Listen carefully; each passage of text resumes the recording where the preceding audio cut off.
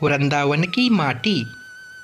शोभा नाम की औरत जिसकी बहन वृंदावन में रहती थी, एक दिन वह उसको मिलने के लिए वृंदावन गई। शोभा जो कि काफ़ी पैसे वाली औरत थी, लेकिन उसकी बहन कीर्ति जो कि वृंदावन में रहती थी ज़्यादा पैसे वाली नहीं थी, लेकिन दिल की वह बहुत अच्छी थी, या यह कह सकते हैं कि दिल की वह बहुत अमीर थी। उसका पति मिट्टी के घड़े बनाने का काम करता था। शोभा काफ़ी सालों बाद अपनी बहन को मिलकर बहुत खुश हुई, लेकिन उसमें थोड़ा सा अपने पैसे को लेकर घमंड भी था। वो कीर्ति के घर हर छोटी बात पर उसकी चीज़ों में से नुक्स निकालती रहती थी, लेकिन कीर्ति जो थी उसको कुछ ना कहकर बस यही कह देती जो बिहारी जी की इच्छा। लेकिन शोभा हर बात में उसको नीचा दिखाने की कोशिश करती। कीर्ति ने अपनी तरफ से अपनी बहन की आवभगत में कोई कमी ना छोड़ी। उसने अपनी बहन का पूरा ख्याल रखा। उसने उसको वृंदावन के सारे मंदिर के दर्शन करवाए और उनकी महिमा के बारे में बताया। शोभा यह दर्शन करके खुश तो हुई और उसने महिमा भी सुनी, लेकिन उसका इन चीज़ों में इतना ध्यान नहीं था। बस दर्शन करके वापस आ गई। उसको वृंदावन में रहते हुए काफ़ी दिन हो गए। एक दिन वह अपनी बहन से बोली कि कीर्ति, अब बहुत दिन हो गए तेरे घर को रहते हुए, अब मुझे अपने घर को जाना चाहिए। कीर्ति थोड़ी सी उदास हो गई और बोली, बहन कुछ दिन और रुक जाओ। लेकिन शोभा बोली, नहीं, काफ़ी दिन हो गए मुझे आए हुए। घर में मेरा पति और बच्चे अकेले हैं, उनको सांस के सहारे छोड़कर आई हूँ।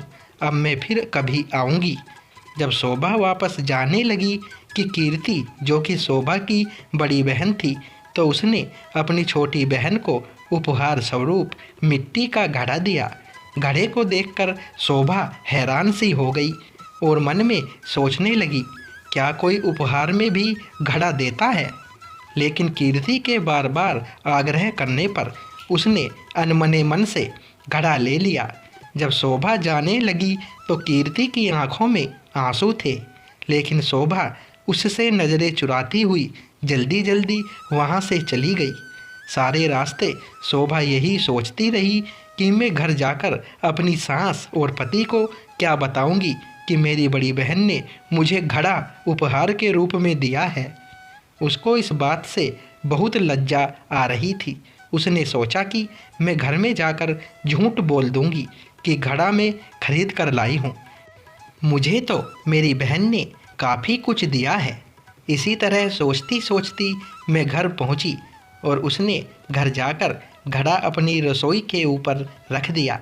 उसको मन में बहुत ही गुस्सा आ रहा था कि मेरी बहन क्या इस लायक भी नहीं थी छोटी बहन को कुछ पैसे उपहार में दे सके। एक घड़ा सा पकड़ा दिया है। अब उसको अपने घर आए काफ़ी दिन हो गए। गर्मियों के दिन थे, तभी उसके गांव में पानी की बहुत दिक्कत आने लगी। कुएं में, नदियों में पानी सूख गया। उसके गांव के लोग दूर दूर से पानी भरकर लाते थे। पैसे होने के बावजूद भी शोभा को पानी के लिए बहुत दिक्कत हो रही थी। एक दिन शोभा बहुत दूर जाकर पानी भर रही थी। वहाँ पर और भी औरतें पानी भरने के लिए आई हुई थी, तो जल्दी पानी भरने की होड़ में धक्का मुक्की में शोभा का घड़ा टूट गया। शोभा दूसरी औरतों पर चिल्लाने लगी, यह आपने क्या किया? बड़ी मुश्किल से तो मैंने पानी भरा था, आप लोगों ने धक्का मुक्की करके मेरा घड़ा तोड़ दिया है। अब वह उदास मन से घर को आई। अब उसके पास कोई और दूसरा बर्तन भी नहीं था पानी भरने के लिए। तभी अचानक उसको अपनी बहन के दिए हुए घड़े की याद आई, तो उसने रसोई के ऊपर से घड़ा उतारा और फिर चल पड़ी बड़ी दूर पानी भरने के लिए। जब कुएं पर पहुंची, अभी भीड़ कम हो चुकी थी। अब घड़े में पानी भरकर घर लाई। तभी उसका पति खेतों से वापस आया। गर्मी अधिक होने के कारण वह गर्मी से बेहाल हो रहा था और आकर कहता, शोभा क्या घर में पानी है? क्या एक गिलास पानी मिलेगा? तो शोभा ने कहा, हाँ, मैं अभी भरकर लाई हूँ। तभी उसने उस घड़े में से एक गिलास पानी भरकर अपने पति को दिया। गले में से पानी उतरते ही उसका पति एकदम से उठ खड़ा हुआ और बोला, यह पानी तुम कहाँ से लाई हो? तो शोभा एकदम से डर गई कि शायद मुझसे कोई भूल हो गई है। तो उसने कहा, क्यों, क्या हुआ? उसने कहा, यह पानी नहीं, यह तो अमृत लग रहा है। इतना मीठा पानी तो आज तक मैंने नहीं पिया। यह तो कुएं का पानी लग ही नहीं रहा, यह तो लग रहा है कि किसी मंदिर का अमृत है। शोभा बोली, मैं तो कुएं से ही भर कर लाई हूँ, यह देखो घड़ा भरा हुआ। उसके पति ने कहा, यह घड़ा तुम कहाँ से लाई थी? उसने कहा, जब मैं वृंदावन से वापस आ रही थी तो मेरी बहन ने मुझे दिया था। यह सुनकर उसका पति चुप हो गया। अब शोभा का पति बोला कि मैं थोड़ी देर के लिए बाहर जा रहा हूँ, तब तक तुम भोजन तैयार करो। शोभा ने उसी घड़े के जल से दाल चावल बनाई। घड़े के पानी से दाल चावल बनाने से उसकी खुशबू पूरे गांव में फैल गई। गांव के सब लोग सोचने लगे कि आज गांव में कहाँ उत्सव है जो इतनी अच्छी खाने की खुशबू आ रही है। सब लोग एक एक करके खुशबू को सूंघते हुए शोभा के घर तक आ पहुँचे। साथ में उसका पति भी था। उसने आकर पूछा कि आज तुमने खाने में क्या बनाया है? उसने कहा कि मैंने तो दाल और चावल बनाए हैं। सब लोग हैरान हो गए कि दाल चावल की इतनी अच्छी खुशबू। सब लोग शोभा का मुंह देखने लगे कि आज तो हम भी तेरे घर से दाल चावल खाकर जाएंगे। उसने किसी को मना नहीं किया और थोड़ी थोड़ी दाल चावल सबको दिए। दाल चावल खाकर सब लोग उसको कहने लगे, यह दाल चावल नहीं, ऐसा लग रहा है कि हम लोग अमृत चख रहे हैं। शोभा के पति ने कहा कि तुमने आज दाल चावल कैसे बनाए? उसने कहा कि मैंने तो यह घड़े के जल से ही दाल चावल बनाए हैं। शोभा का पति बोला, तेरी बहन ने तो बहुत अच्छा उपहार दिया है। अगले दिन जब शोभा घड़ा भरने के लिए जाने लगी तो उसने देखा घड़ा तो पहले से ही भरा हुआ है। उसका जल वैसा का वैसा है जितना वो कल लाई थी।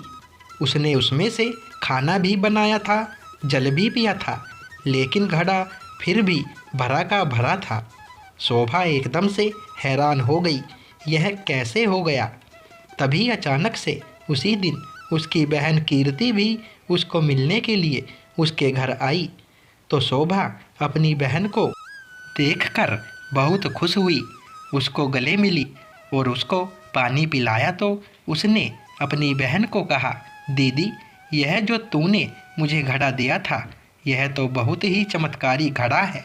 मैंने तो तुच्छ समझकर रसोई के ऊपर रख दिया था, लेकिन कल से जब से यह में इसमें जल भरा हुआ है तब से जल से भरा हुआ है। इसका जल इतना मीठा है और इसके जल से मैंने दाल और चावल बनाए जो कि अमृत के समान बने थे।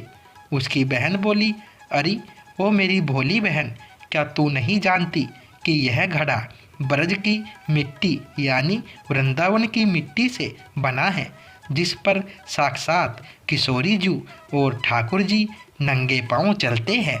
उसी रज से यह घड़ा बना है। यह घड़ा नहीं, साक्षात किशोरी जी और ठाकुर जी के चरण तुम्हारे घर पड़े हैं। किशोरी जी और ठाकुर जी का ही स्वरूप तुम्हारे घर आया है। यह सुनकर उसकी बहन अपने आप को कोसती हुई और शर्मिंदा होती हुई अपनी बहन के कदमों में गिर पड़ी और बोली, मुझे क्षमा कर दो जो मैं वृंदावन की माटी की महिमा को न जान सकी। जिसकी माटी में इतनी शक्ति है तो उस बांके बिहारी और लाडली जू में कितनी शक्ति होगी। मैं अज्ञानी मूर्ख ना जान सकी। मुझे ब्रज की रज की महिमा और उसकी महत्वता का नहीं पता था। मुझे क्षमा कर दो। उसकी बहन उसको उठाकर गले लगाती हुई बोली कि बहन, किशोरी जी और ठाकुर जी बहुत ही करुणा अवतार है।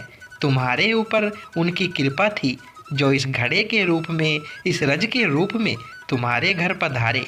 शोभा बोली, बहन तुम्हारे ही कारण मैं धन्य हो उठी हूँ, तुम्हारा लाख लाख धन्यवाद।